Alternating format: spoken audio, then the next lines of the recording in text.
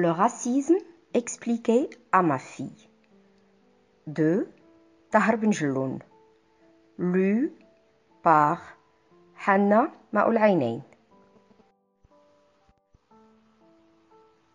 Si j'ai bien compris, le raciste a peur de l'étranger parce qu'il est ignorant, croit qu'il existe plusieurs races et considère la sienne comme la meilleure. Oui, ma fille, mais ce n'est pas tout. Tu as oublié la violence et la volonté de dominer les autres. Le raciste est quelqu'un qui se trompe. Les racistes sont convaincus que le groupe auquel ils appartiennent, qui peut être défini par la religion, le pays, la langue ou tout ensemble, est supérieur au groupe d'en face. Comment font-ils pour se sentir supérieurs ? En croyant et en faisant croire qu'il existe des inégalités naturelles d'ordre physique, c'est-à-dire apparentes ou d'ordre culturel, ce qui leur donne un sentiment de supériorité par rapport aux autres. Ainsi, certains se réfèrent à la religion pour justifier leur comportement ou leurs sentiments. Il faut dire que chaque religion croit être la meilleure pour tous et a tendance à proclamer que ceux qui ne la suivent pas font fausse route. Tu dis que les religions sont racistes ? Non, ce ne sont pas les religions qui sont racistes, mais ce que les hommes en font parfois et qui se nourrit du racisme. En l'an 1095, le pape Urbain II lança, à partir de la ville de Clermont-Ferrand, une guerre contre les musulmans, considérés comme des infidèles. Des milliers de chrétiens partirent vers les pays d'Orient massacrer les Arabes et les Turcs. Cette guerre, faite au nom de Dieu, prit le nom de croisade. La croix, symbole des chrétiens, contre le croissant, symbole des musulmans. Entre le XIe et le XVe siècle, les chrétiens d'Espagne ont expulsé des musulmans, puis les juifs, en évoquant des raisons religieuses. Ainsi, certains prennent appui sur les livres sacrés pour justifier leur tendance à se dire supérieurs aux autres. Les guerres de religion sont fréquentes. Mais tu m'as dit un jour que le Coran était contre le racisme. Oui, le Coran, comme la Torah ou la Bible, tous les livres sacrés sont contre le racisme. Le Coran dit que les hommes sont égaux devant Dieu et qu'ils sont différents par l'intensité de leur foi. Dans la Torah, il est écrit « Si un étranger vient séjourner avec toi, ne le moleste point. Il sera pour toi comme un de tes compatriotes. Et tu l'aimeras comme toi-même. » La Bible insiste sur le respect du prochain, c'est-à-dire de l'autre être humain, qu'il soit ton voisin, ton frère ou un étranger. Dans le Nouveau Testament, il est dit « Ce que je vous recommande, c'est de vous aimer les uns les autres. Et tu aimeras ton prochain comme toi-même. » Toutes les religions prêchent la paix entre les hommes. Et si on ne croit pas en Dieu, je dis parce que parfois je me demande si l'enfer, le paradis, existe vraiment. Si on n'a pas la foi, on est mal vu, très mal vu, par les religieux, pour les plus fanatiques d'entre eux. On devient même un ennemi. L'autre jour à la télévision, quand il y a eu des attentats, un journaliste a accusé l'islam. C'était un journaliste raciste, d'après toi ? Non, il n'est pas raciste, il est ignorant et incompétent. Ce journaliste confond l'islam et la politique. Ce sont des hommes politiques qui utilisent l'islam dans leur lutte. On les appelle des intégristes. Ce sont des racistes. Les intégristes sont des fanatiques. Le fanatique est celui qui pense qu'il est le seul à détenir la vérité. Souvent, le fanatisme et la religion vont ensemble. Les intégristes existent dans la plupart des religions.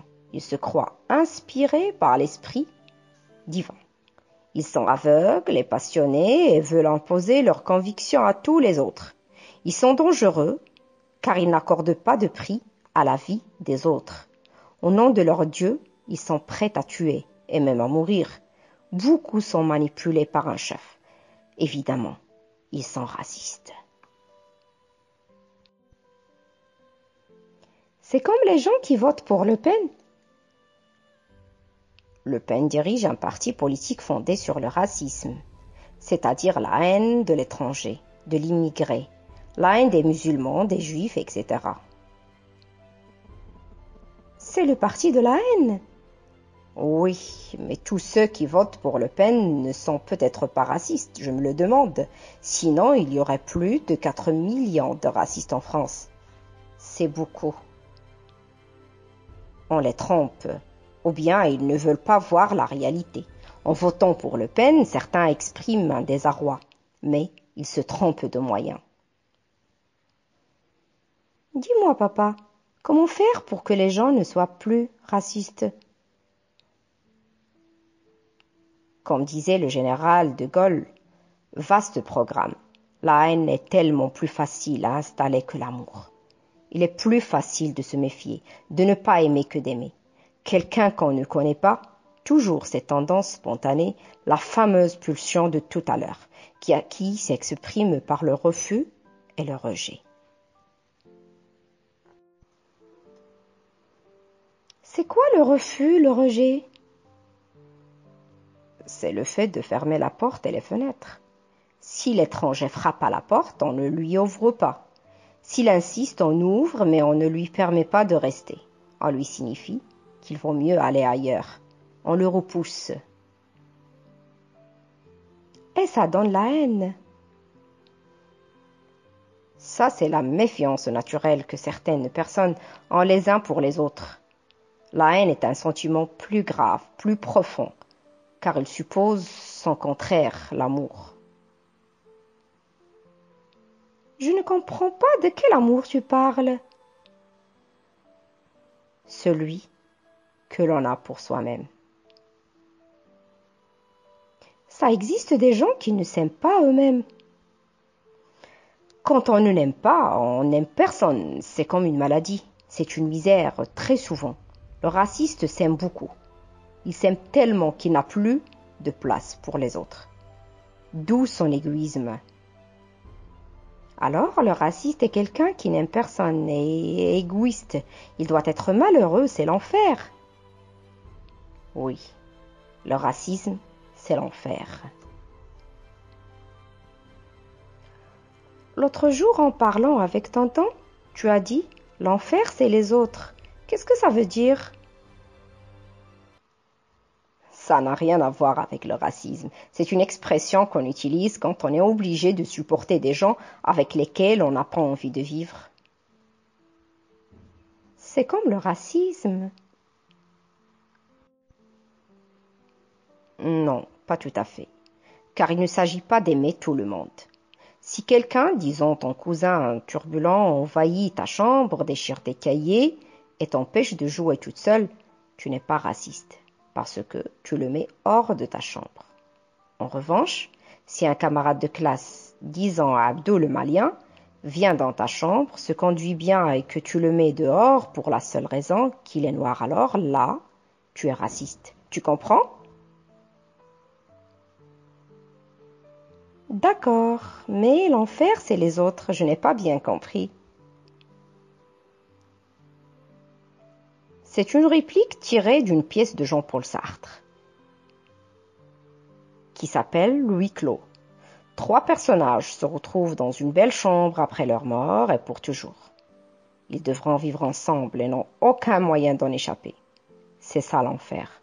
D'où l'expression « l'enfer, c'est les autres ».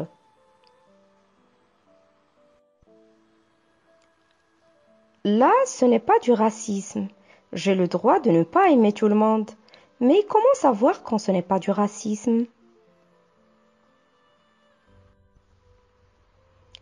Un homme ne peut pas aimer absolument tout le monde, et s'il est obligé de vivre avec des gens qu'il n'a pas choisis, il pourra vivre l'enfer et leur trouver des défauts, ce qui le rapprochera du raciste. Pour justifier sa répulsion, le raciste invoque des caractéristiques physiques.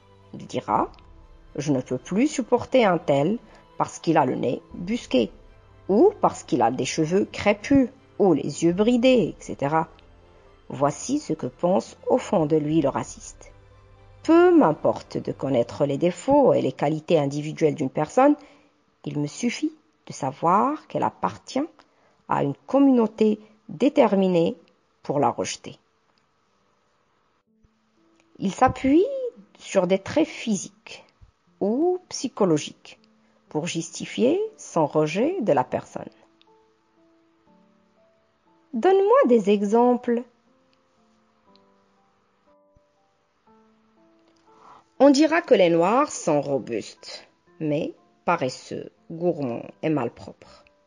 On dira que les Chinois sont petits, égoïstes et cruels. On dira que les Arabes sont fourbes, agressifs et traîtres. On dira c'est du travail arabe pour caractériser un travail bâclé. On dira que les Turcs sont forts et brutaux. On affublera les Juifs des pires défauts physiques et moraux pour tenter de justifier leur persécution. Les exemples abondent. Des Noirs diront que les Blancs ont une drôle d'odeur. Des Asiatiques diront que les Blancs ont une drôle d'odeur. Des Asiatiques diront que les Noirs sont des sauvages. Il faut chasser de ton vocabulaire ces expressions toutes faites, du genre tête de Turc, travail arabe, rire jaune, trimper comme un nègre, etc. Ce sont des sottises qu'il faut combattre. Comment les combattre? D'abord, apprendre à respecter. Le respect est essentiel. D'ailleurs, les gens ne réclament pas qu'on les aime, mais qu'on les respecte dans leur dignité d'être humain. Le respect, c'est avoir de l'égard et de la considération. C'est savoir écouter l'étranger. Réclame non de l'amour et de l'amitié, mais du respect. L'amour et l'amitié peuvent naître après, quand on se connaît mieux et qu'on s'apprécie. Mais, au départ, il ne faut avoir aucun jugement, décidé d'avance. Autrement dit, pas de préjugés. Or, le racisme se développe grâce à des idées toutes faites sur les peuples et leur culture. Je te donne d'autres exemples de généralisation stupide. Les Écossais sont avares, les Belges pas très malins, les Gitans voleurs, les Asiatiques sournois. Toute généralisation est imbécile et source d'erreur. C'est pour ça qu'il ne faut jamais dire les Arabes sont ceci ou cela. Les Français sont comme ci ou comme ça. Le raciste est celui qui généralise à partir d'un cas particulier. S'il est volé par un Arabe, il en conclura que tous les Arabes sont des voleurs. Respecter autrui, c'est avoir le souci de la justice.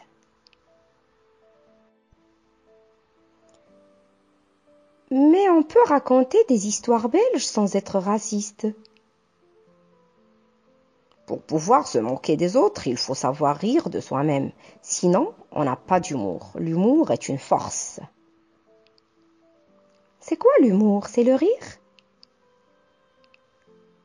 Avoir le sens de l'humour, c'est savoir plaisanter et ne pas se prendre au sérieux.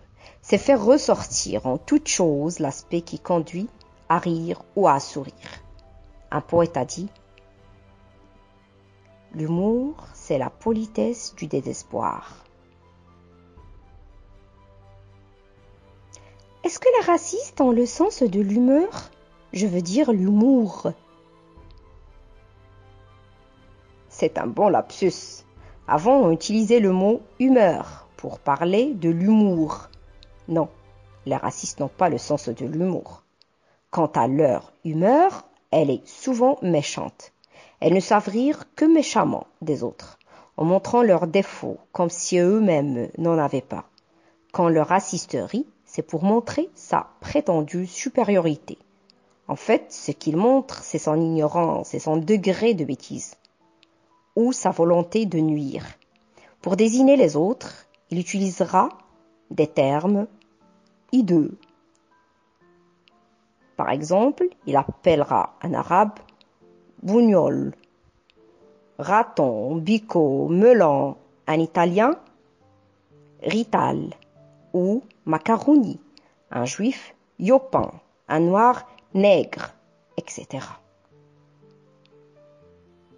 Quand on est bête, on est raciste. Non, mais quand on est raciste, qu'on est bête.